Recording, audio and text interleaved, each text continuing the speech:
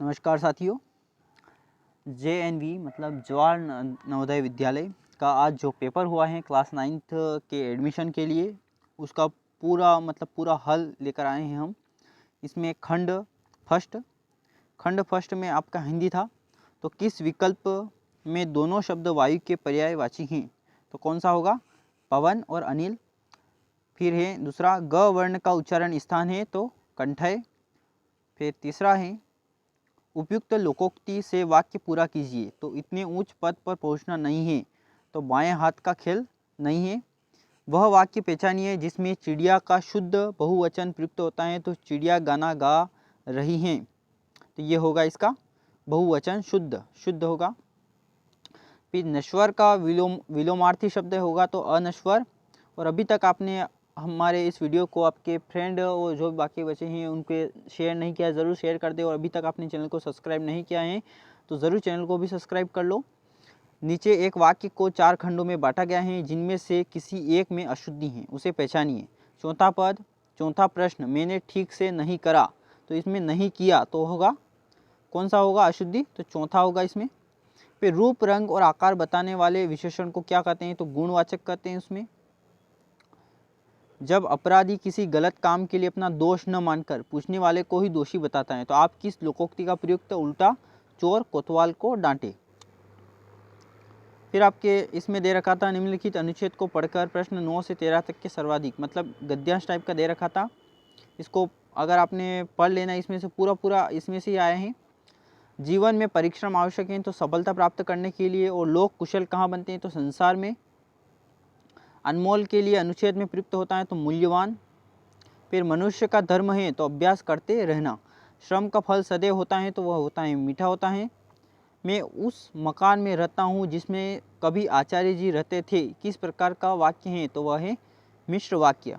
शुद्ध वर्तनी वाले शब्द को पहचानिए तो अधिनियम है। और अभी तक आपने चैनल को लाइक और सब्सक्राइब नहीं किया है तो ज़रूर लाइक और सब्सक्राइब ज़रूर कर लें।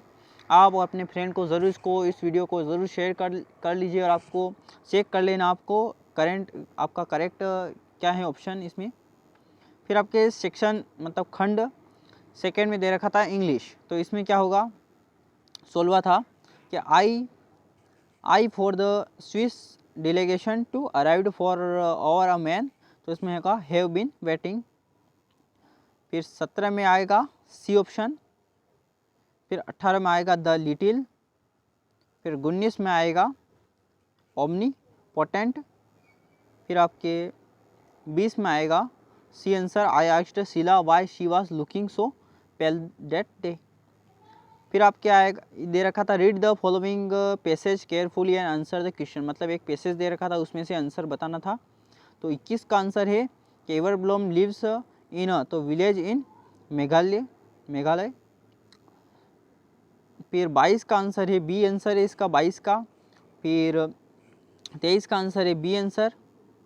और आपके 24 में क्या दे रखा था कि आंसर द फॉलोइंग 24 से 27 by the choosing most appropriated option the complete passage of the, मतलब इस पैसेज दे रखा था इसमें से आपको बैलेंस मतलब फिल इन द बैलेंस दे रखे थे इसमें और इसमें ऑप्शन लगाना था। तो 24 का आंसर होगा इसमें नियर मतलब पास। और 25 का होगा बेस्ट। फिर 26 का होगा आर। फिर 27 का होगा विच। और 28 का होगा स्टिंगी। और फिर 29 का होगा बी आंसर। फिर 30 का ए होगा डिसएप्रियंस। फिर आपके खंड तीसरे में देख रखा था गणित। और ये कितने न 31 से 65 बहुत से क्वेश्चन थे। अगर गणित के आपके सोल्व नहीं किए तो मैंने एक मॉडल पेपर, इसके पहले एक मॉडल पेपर बताया था, उसमें से अधिकतम प्रश्न उस टाइप के ही आए हैं। 31वां है, एक आयत का क्षेत्रफल 32 मीटर का स्क्वायर यदि इसकी एक भुजा 2 सहित 3/4 मीटर है तो आयत का परिमाप होगा। तो आयत का परिमाप होगा 29 सहित 1/2 होगा इसमें। और इंग्लिश मीडियम वालों के लिए ऑप्शन राइट इधर भी लगा रखा है। फिर आपके 32वां दे रखा था 32वां के 100 - 300 का 20%। फिर इनको इस ऑपरेशन इसको हल करोगे और 40% फिर इसका निकालोगे तो इसका आंसर होगा 16। इसका होगा 16%, 16 आएगा इसके।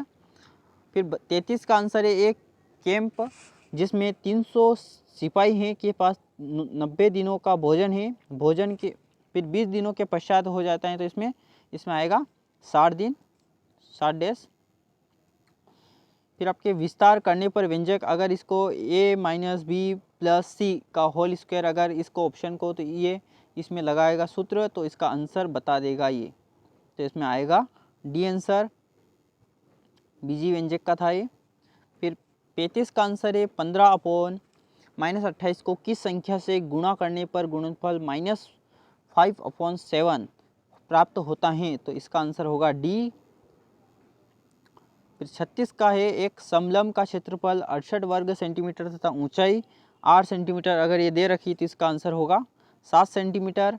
एक घनाकार बॉक्स 37 का आंसर है 0.8 मीटर का स्क्वायर, 0.8 मीटर का स्क्वायर है इसका। फिर एक नियमित बहुभुज की 20 भुजाएं हैं, इसे एक बाह्य कोण की माप होगी, तो इसमें होगा 18, इसका होगा 18। और एक आयत की भुजाएं 2 मीटर तथा 1.5 मीटर लंबी है, जिसके विकर्ण की लंबाई होगी तो 2.5 मीटर, 2.5 मीटर होगी इसकी।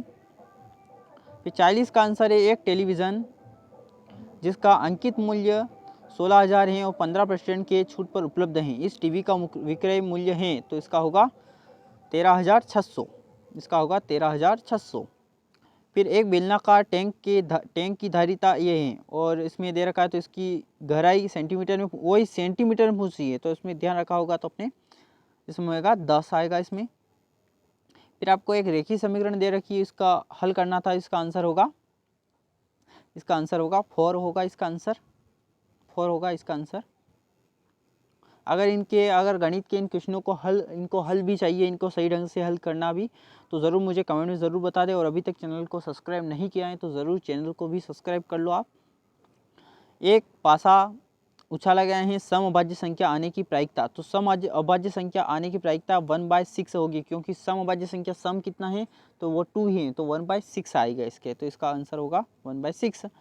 44 का आंसर होगा 0% लाभ या हानि होगा इसका। फिर 45 का आंसर होगा, इसको हल करोगे तो बिल्कुल इजी था ये, तो इसका आंसर होगा 5। फिर ये दे रखी थी, एक समीकरण दे रखी थी x का स्क्वायर प्लस 4x, मतलब ये जेएनयू वर्ग ने बहुत ही सिंपल, मतलब इतना सिंपल दे रखा था ये, इसमें आपको मान निकालना था p = 21 और q = 3 आएगा। फिर आपके दे रखा था 49, जो इसका ये होगा, तो इसका आंसर होगा 5.39। फिर 48 का आंसर है डी आंसर है और 49 का आंसर है बी आंसर है। फिर 50 का आंसर है 72 डिग्री। फिर 51 का है डी आंसर, लगा लेना, ऐसे में ज़्यादा लंबा वीडियो होगा इसलिए थोड़ा सा शॉर्टकट में बता रहा हूँ। और अगर आपको इनका सॉल्यूशन भी चाहिए गणित के सवालों का, तो ज़रूर मुझे कमेंट में ज़रूर बता दें, मैं इनका सॉल्यूशन भी प्रोवाइड करा दूंगा। और 52 का आंसर है सी आंसर है इसका। फिर 53 दे रखा था, 53 में 63। फिर इसमें 54 में होगा 1/3। फिर 55 में आएगा 50 डिग्री। 56 में आएगा 25 डिग्री, इसमें आएगा 25 डिग्री। फिर आपके 57 में अगर इसको हल कर लोगे, सरलीकरण का था ये, तो इसमें आएगा 4। और 58 का आएगा 7500। फिर 59 का आएगा 5% और 60 का आएगा 162 सेंटीमीटर की क्यूब। फिर 61 का आएगा, इसमें 7 आएगा। और फिर 62 का आएगा 6 दिन। और 63 का आएगा 3 दिनों में। और फिर 64 का आएगा 210 सेंटीमीटर की क्यूब। और 65 का आएगा 12 वर्ष पश्चात मेरी आयु 4 वर्ष पूर्व आयु का 3 गुना है, तो मेरी वर्तमान आयु 12 वर्ष होगी इसमें। सामान्य ज्ञान, आपके खंड चौथे में सामान्य ज्ञान से रिलेटेड प्रश्न आए थे। इसमें पेट्रोलियम के 3 घटक हैं, तो बिटुमिन, स्नेहक तेल और पैराफिन इसमें आएगा। और गैस जिसके कारण हरित गृह प्रभाव इसमें दे रखा था नहीं होता है, तो नहीं किसके द्वारा होता है, नहीं होता है तो नाइट्रोजन, क्योंकि नाइट्रोजन 78% है इसलिए नहीं होता है। फिर 68 का है कौन से रेशों के समूह में एक प्राकृतिक रेशे हैं, तो इसमें होगा कपास, रेशम और ऊन। फिर जल का घनत्व ये इतना है, तो इसमें होगा शनि आएगा इसमें। फिर किस वस्तु की अपनी माध्य स्थिति के इधर उधर अथवा आगे पीछे होने वाले गति को ध्वनि उत्पन्न होती है? तो कंपन। अगर आप इंग्लिश मीडियम के स्टूडेंट होते हैं, इनका आंसर इधर दे रखा है। कौन सा तारामंडल ध्रुव तारे की पूर्व? तो इसमें होगा सप्तऋषि। फिर कोयला एक जीवाश्म ईंधन नहीं है, तो इसमें होगा लकड़ी, क्योंकि लकड़ी हमें यही प्राप्त हो जाती है। जीवाश्म ईंधन, जीवाश्म जैसे कोयला, जिसमें कोयला जैसे कि आपको इसमें ये हो जाता है तो जीवाश्म ईंधन हो जाता है, उसको निकाला जाता है। फिर कौन सा गलत कथन है? तो प्रोटोजोआ के कारण अतिसार व मलेरिया होता है। विद्युत धारा का रासायनिक प्रभाव में प्रयुक्त नहीं होता, तो विद्युत मुद्रण में प्रयुक्त नहीं होता है। कौन सी मात्रक दाब की है? तो दाब की कौन सी है? तो न्यूटन मीटर इनवर्स। ये किसकी है? एक बल की है। डी आंसर है इसका। फिर 76 में 2 ऑप्शन शायद तक सही हो सकते हैं, एक चीनी का विलयन और नींबू का। तो इसमें ज़्यादा थोड़ा सही लग रहा है, सी आंसर है इसका।